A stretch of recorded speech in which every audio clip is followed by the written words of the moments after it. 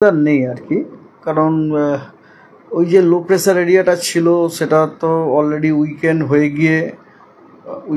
গিয়ে তারপর ওটা অ্যাজ প্রেডিক্টেড আর্লিয়ার নর্থ ওয়েস্টওয়ার্ডস ডাইরেকশনে মুভ করে ওটা তো আমাদের এরিয়া থেকে অনেক দূরেই চলে গেছে। ফলে ওই যে ওয়েদার, এবং নট অনলি দ্যাট, ওটা এখন ওই সিস্টেমটা এখন আর লো প্রেসারও নেই, ওটা গতকালই আপনার উইকেন্ড হয়ে গেছে। খালি এখন সাইসারটা বেঁচে আছে 7.6 কিলোমিটার পর্যন্ত সমুদ্রপৃষ্ঠ থেকে, but that is far away from our region. তো as a result of which ওই সিস্টেমের এফেক্টের জন্য আমরা কোনো ওয়েদার অত আশা করছি না। অনলি থিং ইজ মনসুন ট্রাফটা রয়েছে, হ্যাঁ, এবং মনসুন ট্রাফ আপনার টিল্ট করছে সাউথওয়ার্ড উইথ হাইট, ওই তার জন্য আমরা বৃষ্টিপাত পাবো অবশ্যই, হালকা মাঝারি ধরনের বৃষ্টিপাত, হ্যাঁ, হালকা মাঝারি ধরনের বৃষ্টিপাতটা আমরা পাবো আপনার মোটামুটি ওয়াইড স্প্রেড এরিয়ার জুড়ে আর কি। তো ডে টু ডে ফোরকাস্ট এরকম, আজকে দক্ষিণবঙ্গের কিছু জেলাতে ওয়াইড স্প্রেড, কিছু জেলাতে ফেয়ারলি ওয়াইড স্প্রেড রেনফলের সম্ভাবনা আছে। ঝাড়গ্রাম, 2টি মেদিনীপুর, 2টি 24 পরগনা এবং হাওড়ায় ওয়াইড স্প্রেড রেনফল হওয়ার সম্ভাবনা আছে। এই ওয়াইড স্প্রেড রেনফল সেটা হচ্ছে হালকা মাঝারি ধরনের বৃষ্টিপাত, হেভি রেনফল কিন্তু নয়। আর দক্ষিণবঙ্গের বাকি জেলাগুলিতে ফেয়ারলি ওয়াইড স্প্রেড রেনফল হওয়ার সম্ভাবনা আছে। আর নর্থ বেঙ্গলে কিছু জেলাতে আপনার ফেয়ারলি ওয়াইড স্প্রেড রেনফল আছে, কিছু জেলায় স্ক্যাটার্ড রেনফল হওয়ার সম্ভাবনা আছে। স্ক্যাটার্ড রেনফল যেগুলি হওয়ার সম্ভাবনা সেগুলি হচ্ছে দক্ষিণ দিনাজপুর এবং মালদা, এবং বাকি সব জেলাগুলিতে ফেয়ারলি ওয়াইড স্প্রেড রেনফল হওয়ার সম্ভাবনা আছে। তবে এগুলো সবই হালকা মাঝারি। হ্যাঁ, 29 তারিখে দক্ষিণবঙ্গের জেলায় ওয়াইড স্প্রেড রেনফল হওয়ার সম্ভাবনা আছে। নর্থ বেঙ্গলে দার্জিলিং, জলপাইগুড়ি, কালিম্পং, আলিপুরদুয়ার এবং কোচবিহারে ফেয়ারলি ওয়াইড স্প্রেড রেনফল হওয়ার সম্ভাবনা আছে, এবং স্ক্যাটার্ড রেনফল হওয়ার সম্ভাবনা আছে আপনার বাকি জেলাগুলিতে নর্থ বেঙ্গলের। 30 তারিখে দক্ষিণবঙ্গের এগেন সব জেলাতেই ওয়াইড স্প্রেড রেনফল হওয়ার সম্ভাবনা আছে। আর নর্থ বেঙ্গলে দার্জিলিং এবং কালিম্পংয়ে ফেয়ারলি ওয়াইড স্প্রেড, তারপরে আপনার জলপাইগুড়ি, আলিপুরদুয়ার এবং কোচবিহারে এবং নর্থ দিনাজপুরে স্ক্যাটার্ড রেনফল হওয়ার সম্ভাবনা আছে, এবং মালদা এবং দক্ষিণ দিনাজপুরে আইসোলেটেড রেনফল হওয়ার সম্ভাবনা আছে। তো বুঝতেই পারছেন রেনফলটা কিন্তু কমে গেছে আর কি, হ্যাঁ, রেনফলটা কমে গেছে। বর্ষার দিনেও কিন্তু স্ক্যাটার্ড বা আইসোলেটেড রেনফল হচ্ছে, রেনফলটা কমে গেছে। 31 তারিখে দক্ষিণবঙ্গের সব জেলাতে ওয়াইড স্প্রেড রেনফল হওয়ার সম্ভাবনা আছে, এবং নর্থ বেঙ্গলের উত্তরের যে 5টি জেলা সেগুলিতে ফেয়ারলি ওয়াইড স্প্রেড, বাকি সব জেলায় আইসোলেটেড রেনফল। সব জায়গাতে বৃষ্টিপাত হবেও না, 25%।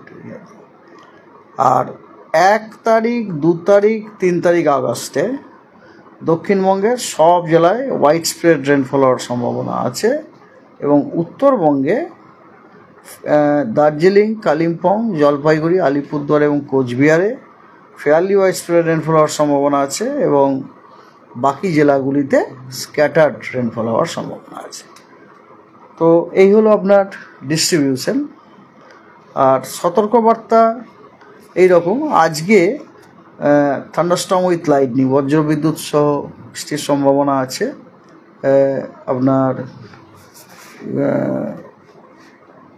নর্থ দিনাজপুর, জলপাইগুড়ি এবং কোচবিহারে। আর ভারী বৃষ্টির সতর্কবার্তা আজকে দেওয়া হয়েছে কালিম্পং এবং আলিপুরদুয়ারে।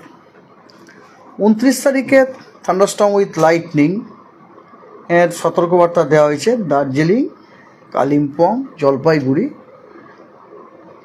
উত্তর দিনাজপুর এবং মালদায়, এবং ভারী বৃষ্টির সতর্কবার্তা দেওয়া হয়েছে কালিম্পং এবং জলপাইগুড়িতে।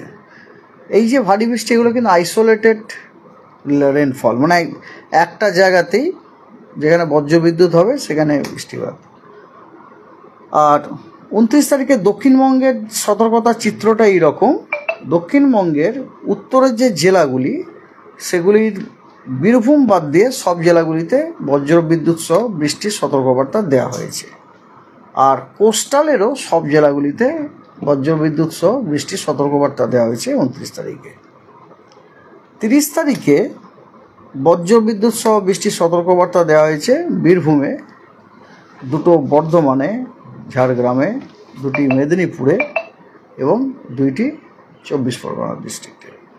আর ভারী বৃষ্টির সতর্কবার্তা দেওয়া হয়েছে পূর্ব মেদিনীপুর এবং দক্ষিণ 24 পরগনা।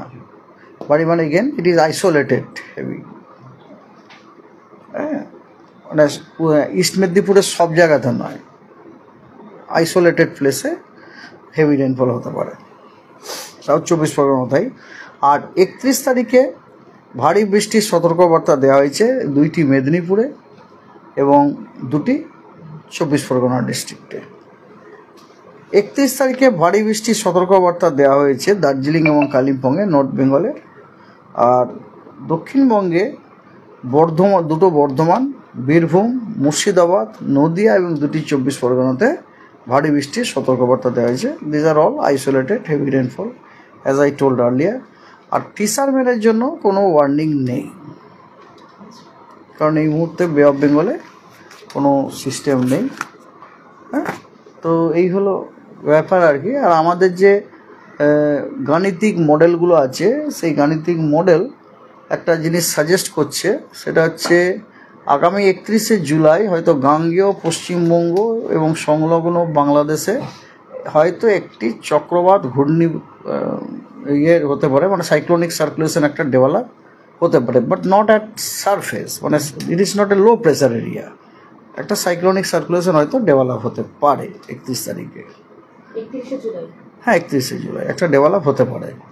আমাদের যে গাণিতিক যে মডেলগুলো আছে সেই মডেলগুলো, কারণ ভবিষ্যতের কী হবে সেটা দেখার জন্য আমাদের প্রেডিকশন মডেলের ওপর ডিপেন্ড করতেই হবে, কারণ সেটা তো আজ থেকে দেখতে পাচ্ছি না। তো সেই প্রেডিকশন মডেল সাজেস্ট করছে যে ওটা 31 তারিখে গাঙ্গেয় পশ্চিমবঙ্গ এবং তার সংলগ্ন বাংলাদেশে একটি চক্রবাত ঘূর্ণাবর্ত তৈরি হতে পারে আপার এয়ারে, নট অ্যাট দ্য সারফেস। ঠিক আছে।